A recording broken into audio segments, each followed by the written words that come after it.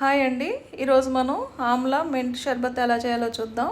ఒక 10 పెద్ద సైజు ఉసిరికాయలు చిన్న ముక్కలు కట్ చేసుకుని మిక్సీ పట్టుకుని ఆ పల్ప్లో నుంచి జ్యూస్ తీసుకోవాలి. వడకట్టుకుని దానిలో వేసుకుని దీనిలో వాటర్ మిక్స్ చేయకూడదండి. నేను తీసుకున్న జ్యూస్ వచ్చి ఒక కప్పులో నాకు 3/4 కప్పు వచ్చింది. 3/4 కప్పు వచ్చింది. అదే కప్పుతో 2 కప్పులు షుగరు, 2 కప్పులు వాటరు ఒక వెడల్పాటి గిన్నెలో పెట్టుకుని స్టవ్ వెలిగించుకుని మీడియంలో మరిగించుకుంటూ ఉండాలి. అలాగే జీలకర్ర కూడా ఒక 2 చెంచాలు వచ్చి మనం ఫ్రై చేసుకున్న జీలకర్ర కలంలో వేసుకుని పొడి చేసుకుని అది కూడా వేసుకోవాలి. ఇంట్లో పొడి ఉన్నా వేసుకోవచ్చు. ఇదైతే ఇంకా ఫ్రెష్గా ఉంటుందని నేను ఇలా వేసుకున్నాను. అది షుగర్ సిరప్లో వేసుకుని కలుపుకోవాలండి. తర్వాత ఒక 3 ఇంచుల అల్లం కూడా పైన చెక్కు తీసుకున్న ముక్కలు కట్ చేసుకున్నది దంచుకుని అది కూడా ఈ షుగర్ సిరప్లో వేసుకుని మిక్స్ చేసుకోవాలి. అవి కూడా వేసుకొని మరిగించుకోవాలి. అలాగే ఒక 3 నిమ్మకాయలు తీసుకోవాలండి. రసం తీసుకుని బాగా పెద్ద సైజ్ అని నేను 2 తీసుకుంటున్నాను. రసం తీసుకుని పెట్టుకోవాలి. ఇది జ్యూస్ కలుపుకుంటూ ఉండాలి. దీంట్లో ఒక 1/2 టీ స్పూన్ వచ్చి బ్లాక్ సాల్ట్ అండి.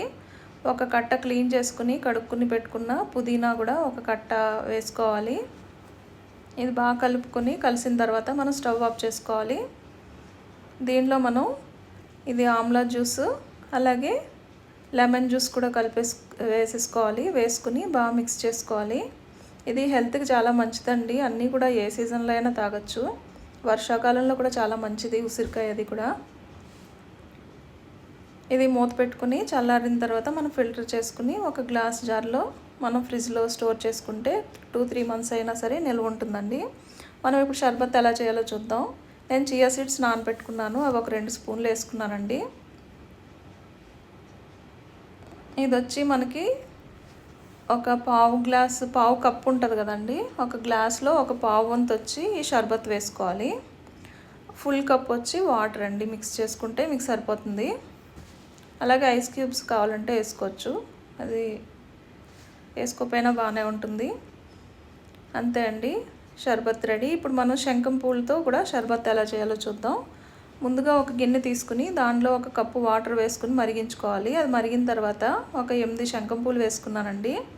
వేసి స్టవ్ ఆఫ్ చేసుకోవాలి. చల్లారిన తర్వాత ఈ వాటర్ ఫ్లవర్స్లో నుంచి వాటర్ కలర్ దిగిపోద్ది. ఇప్పుడు చియా సీడ్స్ ఒక స్పూన్ వేసుకుని ఒక గ్లాస్లో ఒక పావు వంతు వచ్చి ఈ షర్బత్ వేసుకున్నానండి. ఇప్పుడు తర్వాత శంఖం పూల వాటర్ ఉంది కదా, అది కూడా వేసుకోవాలి. ఇది కొంచెం తక్కువ ఉందని చెప్పేసి నేను మామూలు వాటర్ కూడా మిక్స్ చేసుకుంటున్నాను. ఇది కలర్ చూడడానికి కూడా చాలా బాగుందండి. ఇది శంఖం పూలు కూడా హెల్త్కి చాలా మంచిది అంటున్నారు. ఇప్పుడు మీరు కూడా ట్రై చేయండి. Please like, share and subscribe. Thank you.